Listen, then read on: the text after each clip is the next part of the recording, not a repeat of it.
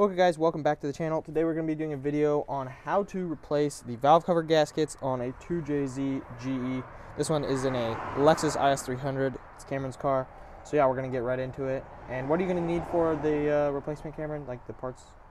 Of course, you're going to need both valve cover gaskets, as it is a split valve cover, and some RTV or Toyota OEM fippage. And that's all you guys should need for this replacement. So we're going to get started with taking off the intake first. Okay guys, Cameron's going to get started by taking off that screw, and then that vacuum hose back there. He's going to use a 10mm on his Milwaukee Shockwave 12 volt. So you can just go ahead and do that.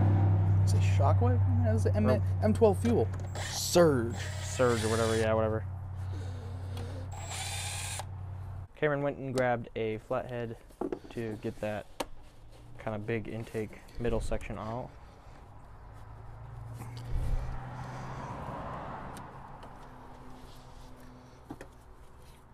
Just gotta get the vacuum hose in the back.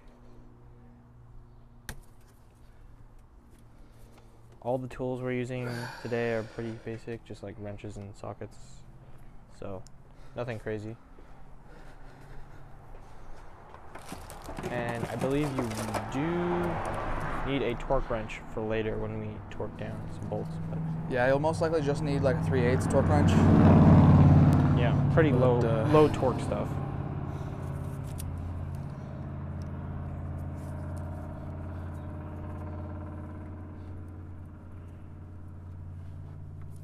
Of course, the hose feels like it's made of ceramic.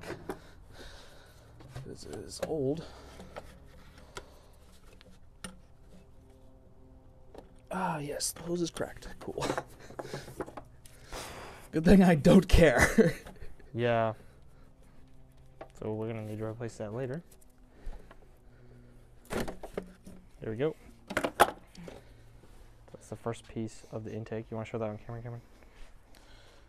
It's kind of that middle box with that like, expansion chamber. So you don't need to take out the air box specifically down in the left corner. No. It's just kind of unrelated. And that one has a whole bunch of screws you have to take out. So now what are we going to do? Take off the throttle body? Yeah. So looks like it's about 1, 2, 3 connectors. Let's see. We're going to take this whole section off, like with this little intake, so I don't have to do these middle bolts. Oh, I don't want to do that. You do have to take off this throttle, but I would probably, are these good? Yeah, just take off the throttle. So yeah, there's quite a bit of disassembly you got to do. So we're just going to get into that, and we'll show you guys kind of what it looks like when we get into it.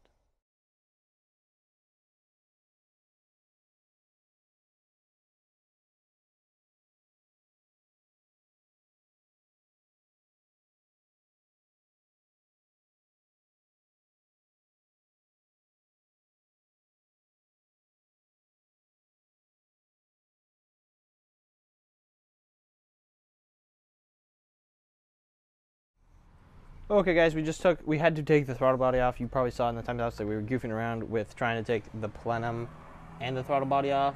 The throttle body's over on the table, but so you have to take the throttle body off so that you can then hold this off of its studs. Super close. There we go. And then you can access this tiny bolt. You guys cannot see it.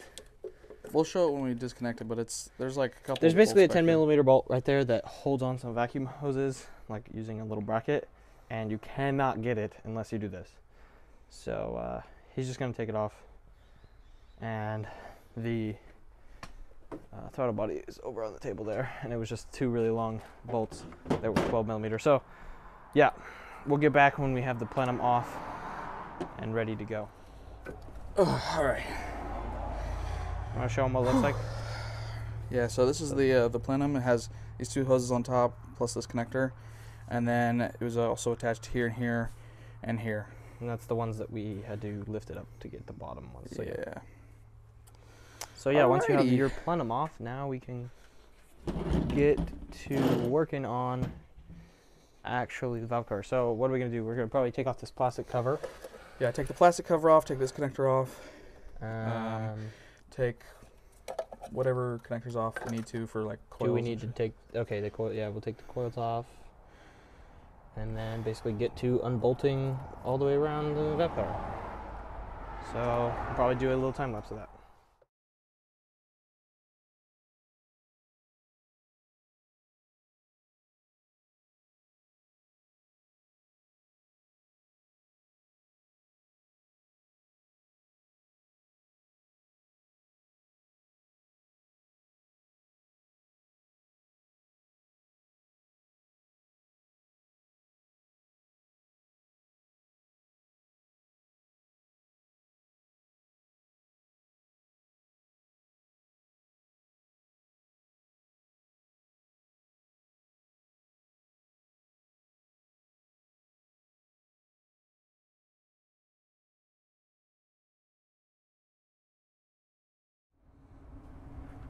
Okay guys, we just went ahead and took out all the bolts on this one. So we've got this right side valve cover loose. Fingers crossed it doesn't have any weird buildup. Actually, I can see a little crack of it. It looks looks decent. Doesn't look too bad. Yeah. Cameron, can you? It's okay. No wires broke, just the plastic housing.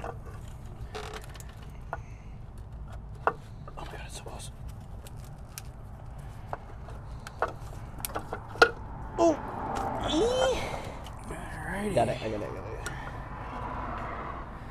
Little bit of buildup, not horrible though. Okay, we can show on camera. Don't look too bad. This is what the valve cover looks like. It's definitely looks, but it's definitely not like gummy or anything. This is what I expected. I mean, this is a used car with a lot of miles on it, so I think it looks pretty good, to be honest. Yeah. So this, the cam don't look that bad. I think they look, yeah, they look pretty good to be. I don't see any major honest. like scoring, so no. They look okay. So yeah, this is the seal we're gonna replace. This is rock hard. Oh yeah, that's good that we're replacing that then. Yeah, so we're gonna replace that gasket. So let's get the other side off. We'll cut to when we have the other side off. It's just the same. This is actually the harder side, so it's pretty much, you just have to deal with this wiring harness right here, because it's like this VVTi gear pump is like kind of in the seal, or in the way, so you gotta like lift the wiring harness up. So yeah, you just kind of have to finagle this side out, but this side should just kind of pop up and come straight out. So yeah, we'll come back when we have both of them off, and we'll show you what preparation you need to do before you put it back in. So we're gonna do a lot of cleaning, and then we're gonna get the gaskets ready and stuff. It's gonna be a lot of prep work. Okay guys, we are back, and this is the valve covers. Cameron just spraying them with some degreaser we picked up and some brake clean and stuff. You know, mixing chemicals is the right idea. So yeah, we're gonna let that degreaser kind of soak, and then we're gonna wash it all down into the storm drain. Yeah, there's a good fish drain that like says it drains into some creek, so we're gonna use that. No, we're gonna like rinse them off with a hose, and then we're gonna damn, it's working pretty good. Told you to get that stuff, Cameron. This degreaser works good. Probably enough. Yeah. So we'll probably rinse them off with a hose, and then we'll get some wipes and try to wipe everything off. And then we're probably going to do something similar for kind of the valley pan in there. That we'll probably do after we put the valve covers back on, so there's no like... Maybe we should... It'll be easier to... I don't know. Well, we got to clean the mating surface anyways. This is all gunky. So we got to clean the mating surface, and then same thing, of course, with the valve covers. We got to actually get the gaskets out. They're all super hardened in there. Super hardened, super dried. So yeah, we still gotta do that, and we'll probably clean the inside of those as well. So yeah, do not like cheap out on cleaning, because you really want the mating surface really clean. So I'm gonna go ahead and clean these. So we'll cut to basically. Jacob's gonna go ahead and clean the valley, and then we'll cut back to when we're putting the new gasket skin to show you what it should look like. Yeah. Okay, guys, we are continuing to clean the valve covers. Cameron clean the outside with some degreaser and brake clean. I went ahead and used the degreaser and brake clean on the kind of valley pan. I couldn't get it super clean because I don't really have a ton of super great tools or scrubbers or anything, but it's definitely cleaner than before. There's still oil and stuff in there, and I also wiped down the mating surface of the gaskets where the gasket's going to sit. Make sure you do that. It's kind of tough with all that stuff in the way, but we just use paper towel and degreaser. So he's basically doing it on the valve covers. Cameron, you want to turn over the valve covers so we can see how clean they are now? Pretty shiny. They're still kind of gunked on, but it's just like permanent gunk basically, but way cleaner than before. So that looks way better. Could make the engine look a little tidier. And then the old gaskets, let me put on a glove and show them to you guys. Old gaskets are down here on the ground.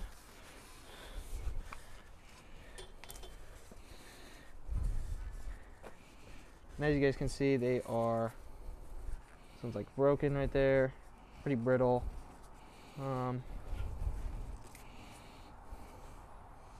one's not cracked like crazy. Where's it?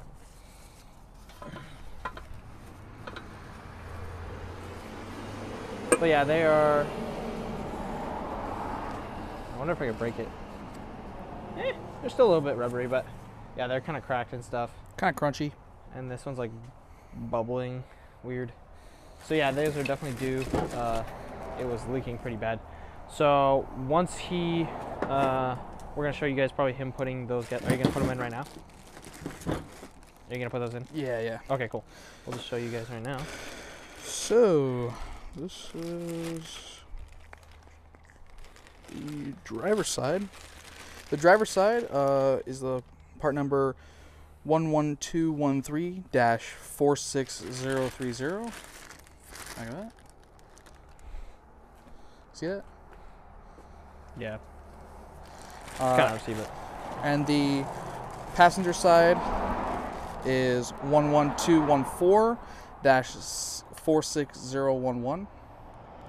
They should only go one way because you have these little kind of lumps here with the yeah, it looks like the valve, if you guys spin around, this one is actually slightly longer, and this is the driver's side, right?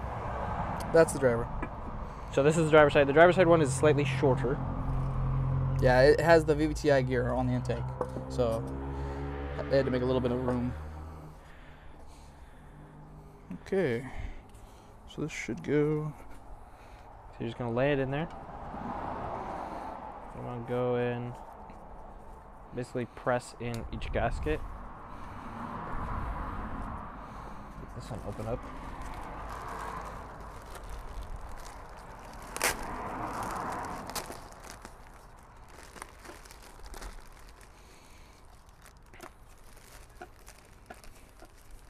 And are you gonna use whatever that fippage stuff is? What is that? Yeah, I'll show that when we install it.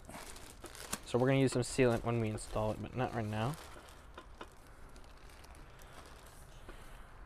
And basically what makes these gaskets like turn all kind of hard and plasticky is that oil basically makes rubber brittle.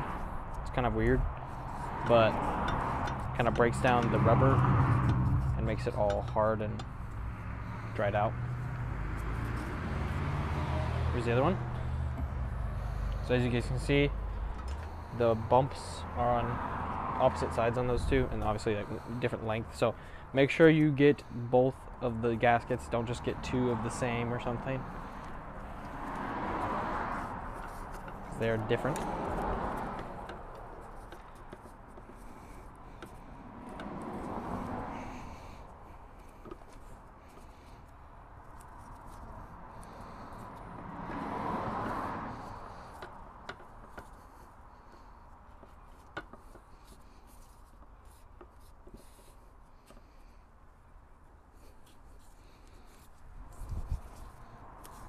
And I believe there is 8 bolts or nuts. I think there's 2 nuts.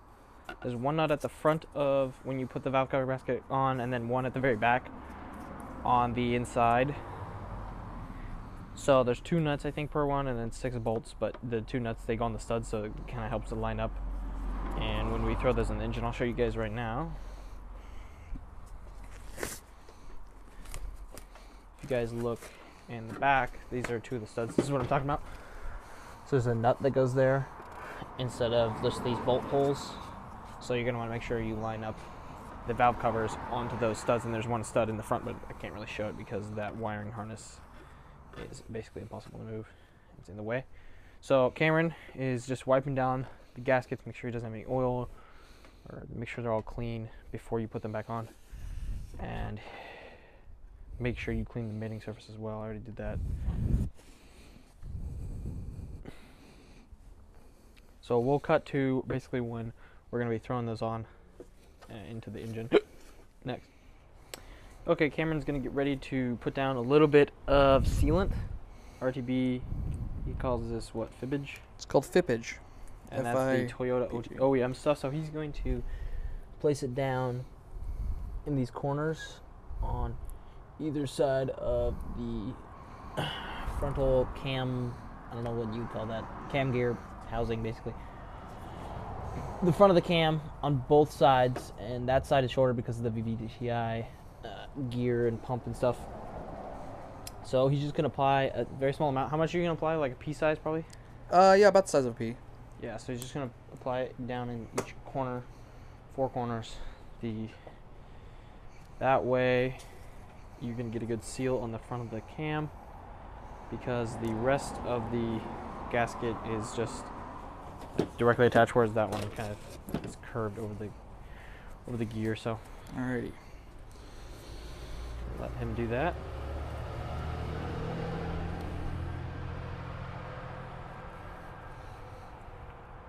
Show you guys what that looks like.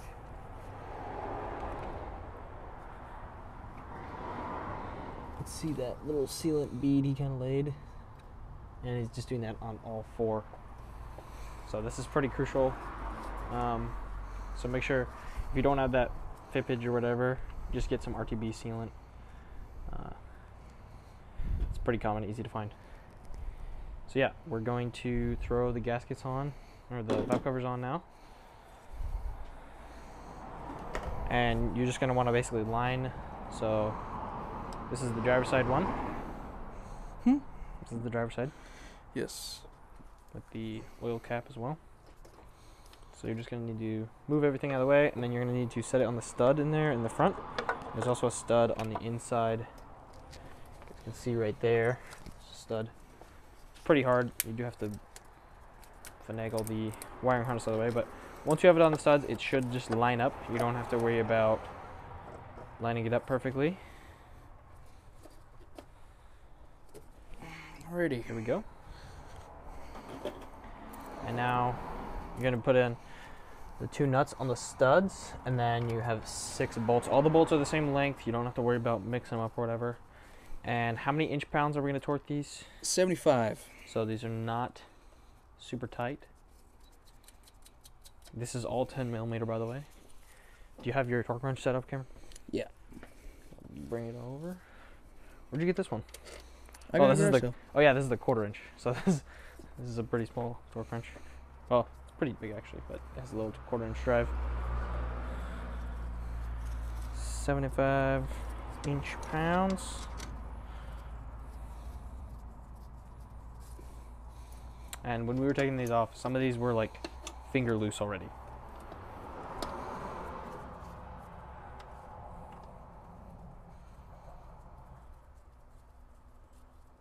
Do you want to use the gun to just zap them? Yeah. Just need a 10.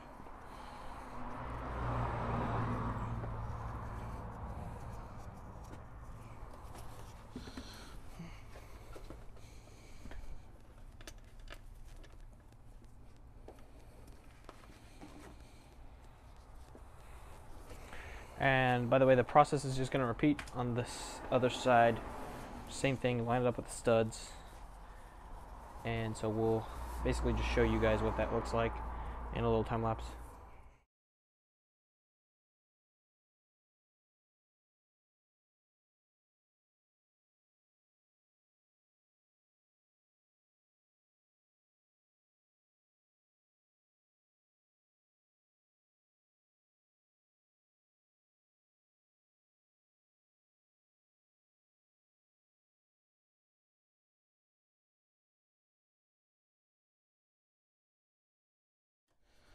Okay, guys, we have just torqued everything on there. It looks so much better, to be honest.